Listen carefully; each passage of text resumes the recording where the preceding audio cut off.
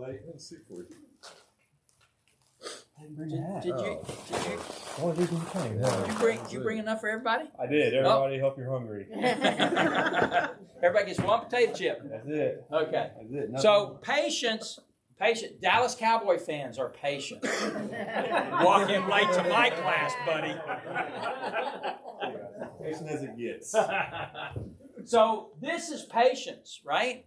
I read this, and I like to consider myself a reasonably patient person. Right? I don't fly off the handle as much as I used to. Right? I've learned some patience, and I read this, and I thought, not so much. Right? I don't lose as many tools when I'm working on a car as I did when I was younger. I congratulate myself for that. And then I read this, and I'm like, I'm nowhere near where I should be. Right? And that's why you read about the crucifixion, right? Christ went quietly with no complaint, right? Right? They'd have unfolded that whip with me, and I went, ow! Because we ain't even hit you yet. Yeah, no, I'm just getting ready, okay? Patience. Patience can persuade a person. I'm saying all this because I want you to understand what true patience is.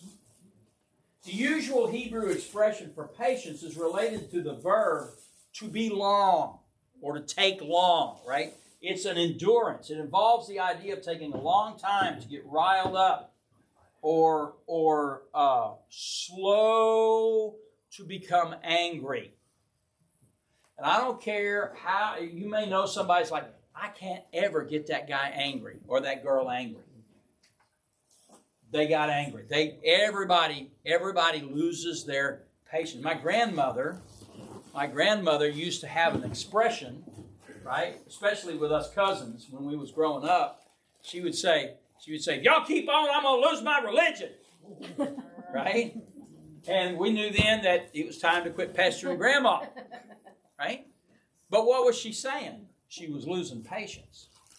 But we don't ever hear that. Again, using Jesus or God as an example. You okay? Was something chasing you?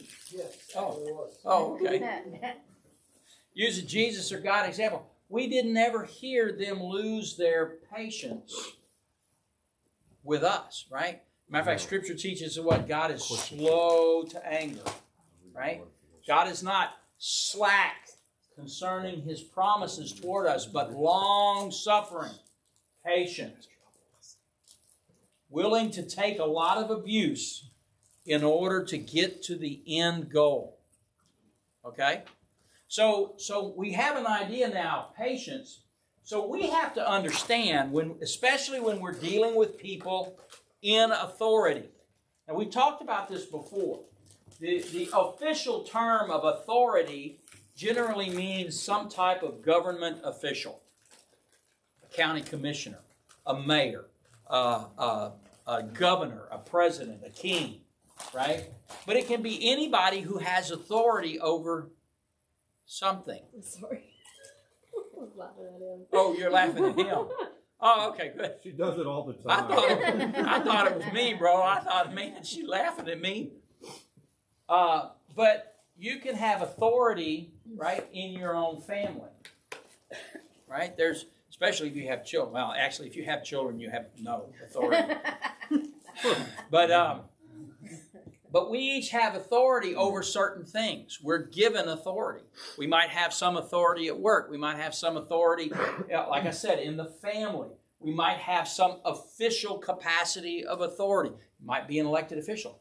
And new ideas take time to grow on people. Now, we've talked about this before, right?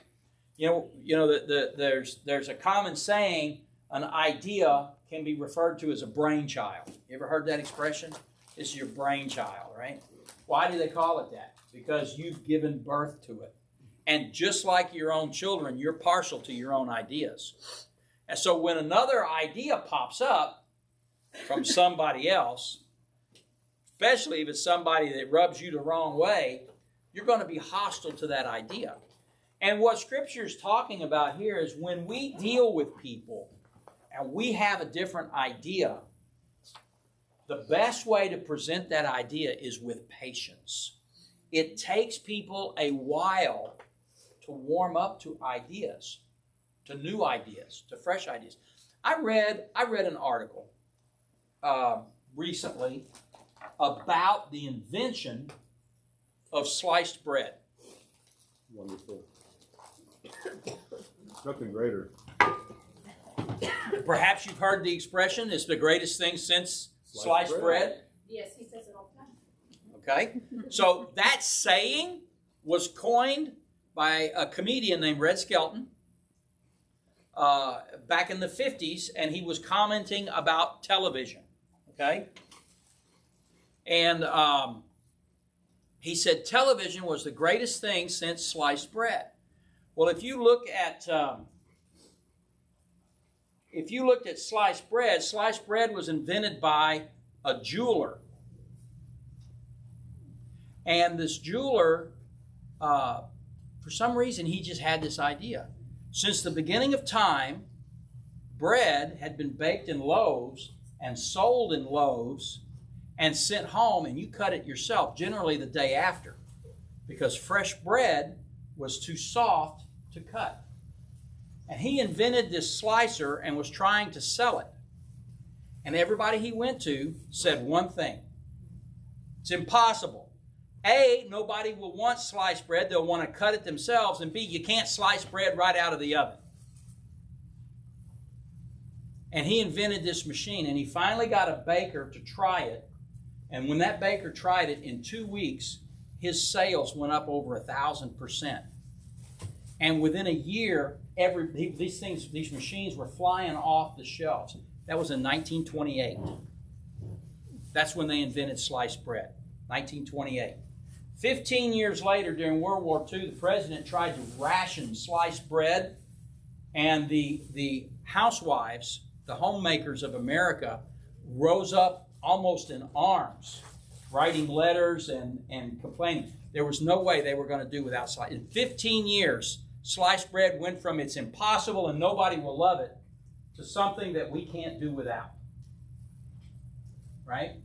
And so new ideas take time to grow on people. It takes a while. And we have to have patience in presenting these ideas. Now, the second half of the verse, the soft tongue can break bone, teaches us that persuasion is better than argument in overcoming resistance to these ideas. How many of y'all had an idea and you've taken it to a husband, a wife, because we're kind of family oriented, or your boss at work, and said, hey, I got this great idea, and they're like, no, we're not doing it. You do that? Me too. With her all the time? Yeah. I got this great idea. Yeah, but spending all your money on football cards is not it.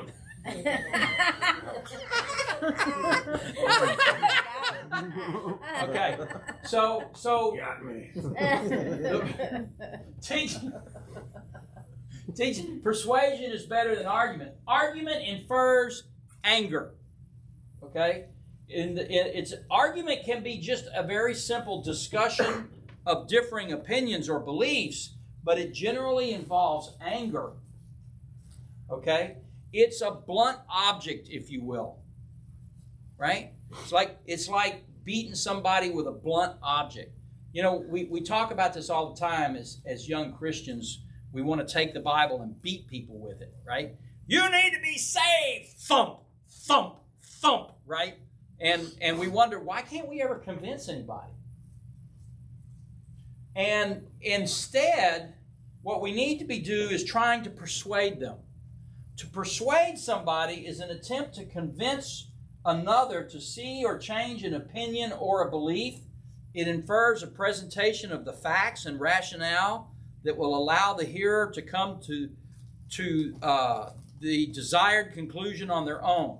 It's the slender blade or scalpel in comparison to the blunt object. So we're just going to take a little bit at a time.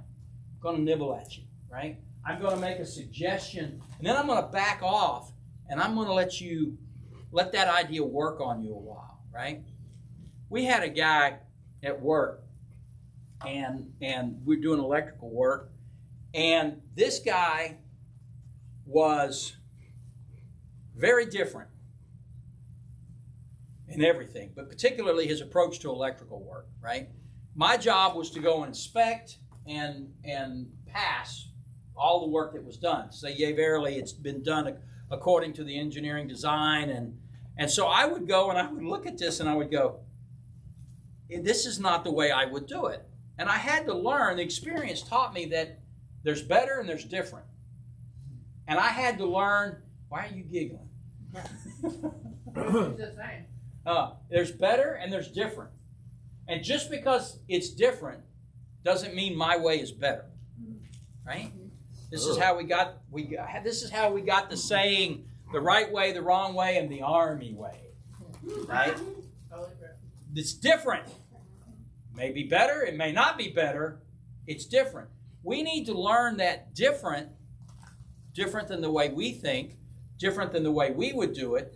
Different doesn't mean better or worse. We need to start evaluating and saying, wait a minute, let me back up.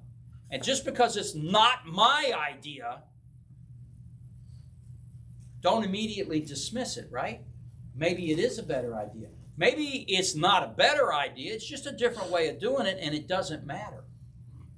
And I had to learn the difference between different and better. Now, sometimes I had to go get my boss and have him come look because it was so different, I just couldn't get past it. And he would come look at it and he'd go, no, you're right. We can't have that, right? But I had to learn that difference.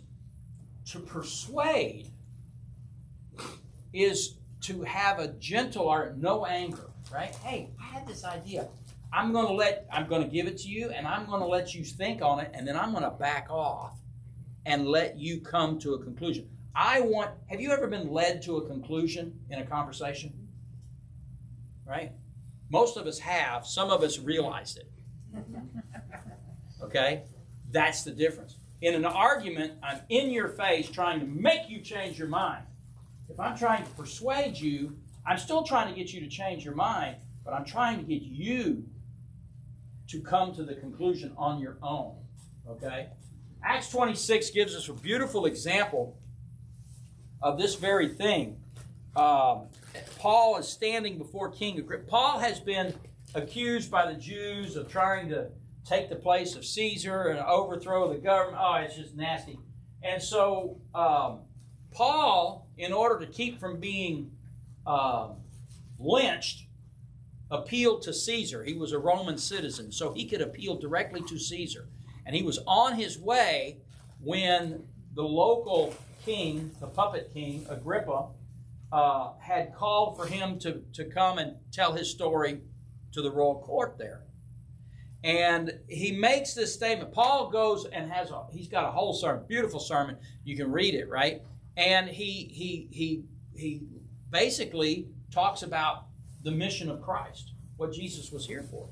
And at the end of it, verse 28, Agrippa says unto Paul, almost, look at the word, thou persuadest me. Paul wasn't insisting, and he wasn't arguing.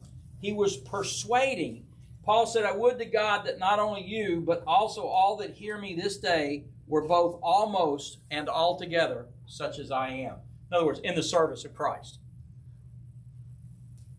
A lot of times, we come on too strong. And what we need to do is persuade. Now, the thing that came to my mind immediately is the way, and if we get that far tonight, this will flip on us, but the way a wife deals with a stubborn husband. Which is to say, the way a wife deals with a husband, because most of us are stubborn, right? Mm-mm.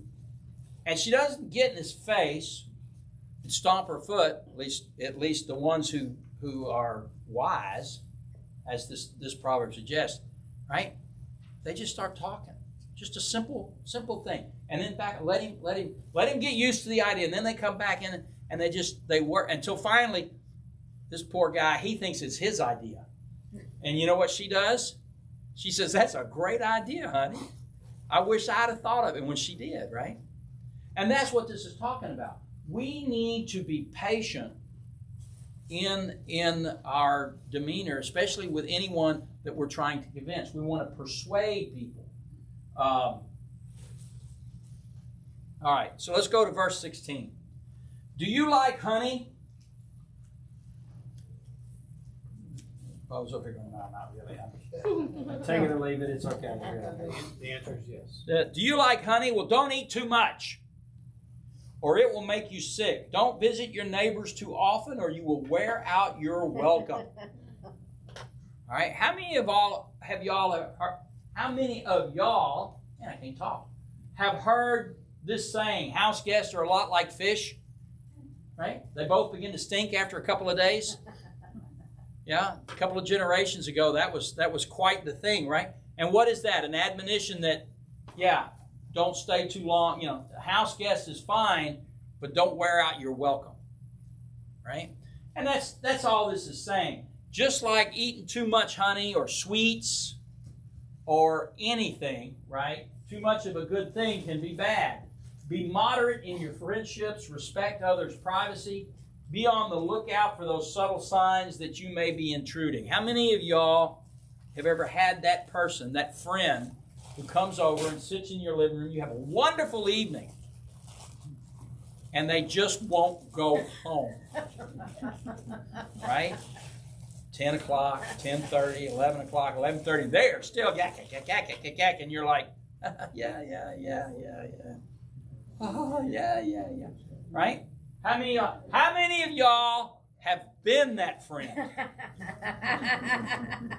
I won't lie. She's owning it. She's like, I'm showing up. I'm staying all night. You're just going to have to deal with it. No, you just gotta say leave. Like, okay, bye. So, How about we're Yeah, going to bed? exactly. No, we're not feeling it. Just tell me. yeah. I'll tell you, hey, look, you're welcome to stay. There's the icebox. Turn the lights out when you leave. I'm going to bed. They told me to leave. I will stay. Be moderate. Yeah. All right. They're gonna be in the bed. Why is the refrigerator light on? Becca's still here. Or she just showed up while we were in bed. Oh, man. She just tells me, okay, I'm going to bed. That's my cue. So, that's when I go to bed. Be on the lookout. And that's what this verse is talking about. A lot of the social skills that we develop over time, that's what's trying to teach us. Some of these proverbs are just simple how to deal with your neighbor advice, right? Don't be intrusive. Don't be that friend, okay? The next set of verses that we're coming to could be titled, Avoid These People. Or even more appropriately, Don't Be This Person. Okay? Telling lies about it, verse 18, telling lies about others is as harmful as hitting them with an axe, wounding them with a sword, or shooting them with a sharp arrow. Think about that. Telling lies about others is as harmful as hitting them with an axe. I mean, this is the imagery here caught me a little off guard when I actually began to study through it. Right, hitting them with an axe, wounding them with a sword, or shooting them with a sharp arrow. Putting confidence in an unreliable person in times of trouble is like chewing with a broken tooth or cavity, right? Broken tooth, or walking on a lame foot. Singing cheerful songs to a person with a heavy heart is like taking someone's coat in cold weather or pouring vinegar in a wound. Everybody went, shit. I don't know what vinegar feels like in a wound, but I do know what methylate feels like, or mercurochrome. My grandfather, whenever he would get cut, working around animals, because he had a farm, whenever he would get cut or skin up, he had a bucket of turpentine. Mm-hmm. Good stuff. He would put that down in that turpentine, and while he wouldn't say anything, especially around us cousins, right? You could tell because he would go, right? Oh, but that turpentine, right, would kill all the course, it burns like the tickets. I imagine that's kind of what vinegar feels like. Vinegar is an acid, I think. I can't remember if it's a caustic. No, it's an acid. It's an acid. We use it to neutralize caustics. So let's look at these one at a time. And I titled this slide, Lies Do Hurt. Y'all remember the old thing, sticks and stones might break my bones, but names or lies will never hurt me? Well, lies do hurt. Like sticks and stones, apparently, right? Telling lies about others is harmful as hitting them with an axe. I can't get over this imagery. Hitting them with an axe, right? Oh, look, hey, there's a mosquito on your forehead. Let me take this axe and kill that mosquito for you, right? That's a good aim. Well, it doesn't matter whether you hit the mosquito or not, man. You could. This simple verse here describes the spiritual and emotional impact of lying about someone. Right? We don't ever think about that. The impact. When you find out you've been lied about, right? When someone has said something horrendous, well, you know, Charlie, he's a Cowboys fan. No, not that, right? Actually, I'm sorry. What I should have said is Charlie's a Packers fan. Oh, no. Oh.